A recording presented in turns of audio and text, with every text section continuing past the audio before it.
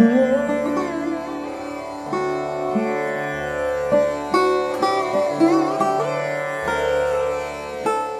हम आपको भारतीय शास्त्रीय संगीत के एक अद्भुत राग से परिचित कराने वाले हैं, जिसका नाम है राग सिंधूरा। राग सिंधूरा भारतीय शास्त्रीय संगीत की एक ऐसी अनमोल धरोहर है जो अपनी कोमलता और माधुर्य के लिए जानी जाती है। इसकी मधुरता सुनने वाले के दिल को छू जाती है। ये राग विशेष रूप से ठुमरी और दादरा जैसे उप शास्त्रीय संगीत के लिए बेहद उपयुक्त माना जाता है। इस राग की सबसे खास बात यह है कि इसे सुनने पर श्रोताओं के मन में शांति और सौम्यता का अनुभव होता है।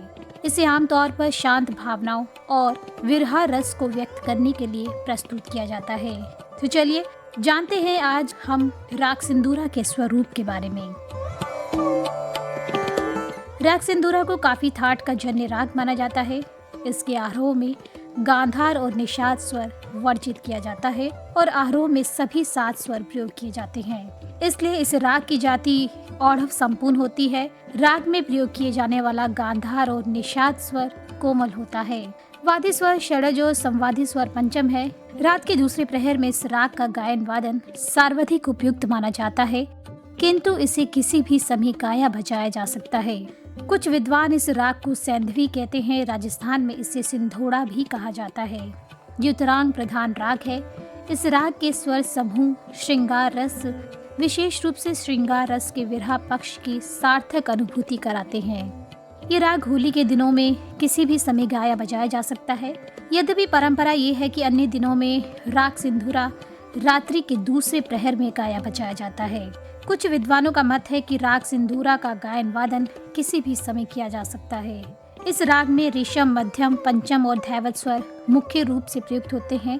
यदि राग काफी के आरोह में से कोमल गांधार और कोमल निषाद स्वर निकाल दिया जाए तो राग सिंधूरा का स्वरूप दृष्टिगत होता है। दोस्तों, ये राग जो है उपशास्त्रीय संगीत ही नहीं बल्कि कई बार हिंदी फिल्मी गीतों में भी इस्तेमाल किया गया है। कई गीतकारों संगीतकारों ने राग सिंधूरा के स्वरों को फिल्मी धुनों में ढालकर एक नई पहचान दी है। इसका प्रभाव ऐसा है कि हर श्रोता इसे सुनकर मंत्रमुग्ध हो जाता है। तो आपको बता दें कि एक गीत था जिसके बोल थे गमे दिल किससे कहूँ। ये फिल्म भूल ना जाना का है। ये गीत 1960 में आई थी, लेकिन किसी कारणवश ये प्रदर्शित नहीं हो सकी थी। प्रदर्शित ना होने के बावजूद भी फिल्म के गीतों के रिकॉर्ड जारी हुए और लोकप्रिय भी हुए थे। इसके गीतकार हरिराम आचार्य और संगीतकार दान सिंह है। ये गीत जो था दोस्तों राग सिंधूरा पर ही आधारित था।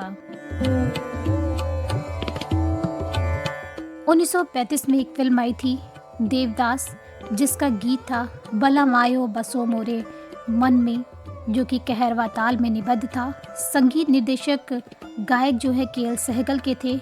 ये राग भी जो है सिंधूरा पर ही आधारित था।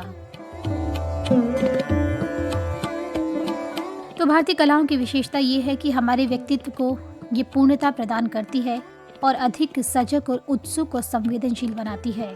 हमें स्वतंत्र इकाई होने का एहसास कराती है और अपनी मंजिल और राह खुद चुनने की प्रेरणा देती है। वास्तव में कला हमारे आत्मविस्तार को नया आयाम देती है।